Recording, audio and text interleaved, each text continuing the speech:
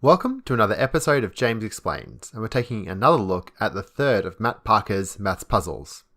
This time, we're going to try and visualize what randomness is. Let's take a look at a unique set of letters. We want to try and give a score to the randomness of this set. One way we can do this is by looking at the absolute difference between each consecutive pair of letters. The difference between A and B is 1, and with these letters in order like this, every difference will be 1. We can then take the average of these differences to give us our randomness score of 1. Now we'll take a look at the same letters and try and rearrange them to achieve a higher score. Here the differences are all 3 or 4 to try and achieve the highest average difference. This is the equivalent of performing one perfect interleave shuffle. With this set, the highest possible score is actually 3 and 5/6, so this solution comes close to that score. If we were to take a set with non-unique values, you can see that we're able to have differences between consecutive pairs of letters of 0, meaning that, all in order, we can achieve a score of less than 1. We can express this lowest possible score using this equation. The lowest possible score is equal to 1 less than the number of unique tiles divided by 1 less than the number of total tiles. It is important to note that we are treating this set as a linear collection. As if it was circular, we would require one extra comparison to be made between the first and last tiles. So let's look at the lowest possible score for a Scrabble set. We know there are 27 different tiles and 100 total tiles. This gives us the lowest possible score of 26 over 99, or roughly 0.26. To work out the highest possible score of a set, it is much harder as it depends on the different distributions of non-unique objects. But we'll make the assumption that it is roughly half the number of unique tiles in the set. So, for a Scrabble set, we will assume this is roughly 13.5. But as you can see, trying to achieve the highest possible score isn't random. It requires some type of pattern to optimize the difference between each pair. Therefore, we can say the most random score should sit somewhere between the highest and lowest possible scores, and the more random a set is, the further it should move away from the extreme scores and towards the most random score.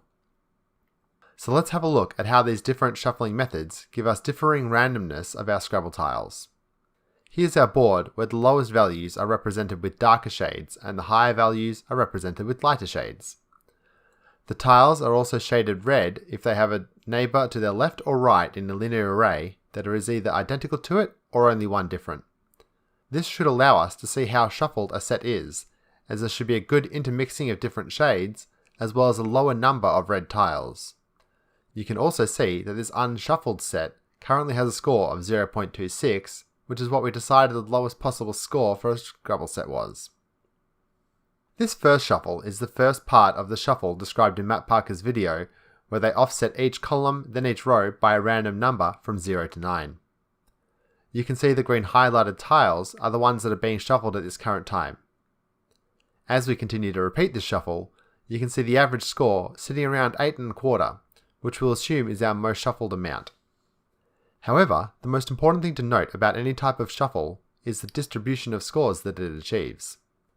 You can see that this shuffle got a score of nearly as low as 5 and a score of a little over 10. The next shuffle we will look at is the 2-3 shuffle, which composes the second part of the proposed shuffle on Matt Parker's video. Unsurprisingly, this gives us a very consistent score with low randomness, as this is an example of a non-random shuffle. That is, performing this shuffle on a particular arrangement of objects will give the same result every time. Next, we will look at the combination of both the random offsetting and a 2-3 shuffle. As we continue to perform more iterations of this shuffle, we can see the average score is sitting around the 8.25 mark, but the highest and lowest scores aren't as extreme as the first shuffle we observed. The final shuffle we will look at is known as the Fisher-Yates shuffle. This shuffle starts with the final tile and swaps it with a random selection from the set of all tiles before it, including itself, and then continues this with each successive tile earlier until it has reached the start of the set. This gives us close to our most perfect shuffle, as in theory, every possible permutation has an equal likelihood of occurring with this shuffling method. You can see that the average score is sitting roughly around the same position, but this time the highest and lowest scores are much less extreme, so we can see that the distribution will likely be more closely centered to our most random score. Let's have a look at the distribution of a sample of 1000 of each of these methods. Firstly, we have the random offset method alone.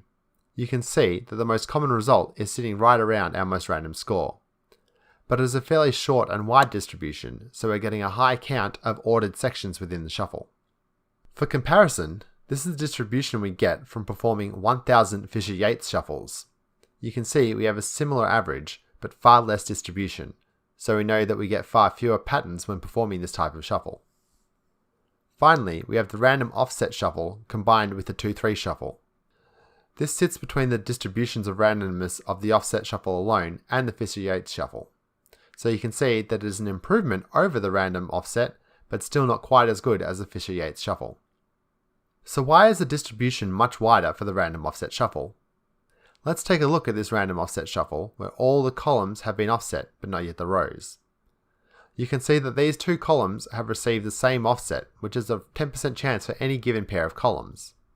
This means that unless the row offset happens to split them perfectly down the middle, that we have at least one pair per row with a very low score. Now let's take a look at this random offset, where once again the columns have been shuffled but not yet the rows. You can see in this section here that the offsets alternate by quite a large amount. Again, a perfect offset of 5 will occur between any given pair of columns about 10% of the time. This means that all those letters will have a very high absolute difference, and even with the row shuffle splitting them up a bit, it will not be able to adequately separate these groups of highly offset tiles. This is why we want to include a 2-3 shuffle after the random offset shuffle. Whilst there is nothing random about it, it does further split up grouped tiles. You can see that this set on the right is perfectly sorted, but this section on the left, whilst it is regular, has broken up the vertical alignment of all the groups. Using this shuffle with both columns and rows ensures that any coincidental groups from the random offset shuffle are broken apart. So why wouldn't we just use the Fisher-Yates method if it gives us a more random shuffle every time? Well, let's look at a random offset shuffle. It requires us to move 10 columns, then 10 rows, for a total of 20 moves. On the other hand, the Fisher-Yates method requires 99 individual swaps, so it involves 99 moves to be performed. Not only is this 5 times the amount of work required to perform a shuffle, but it also gives us nearly 5 times the opportunity to make a mistake.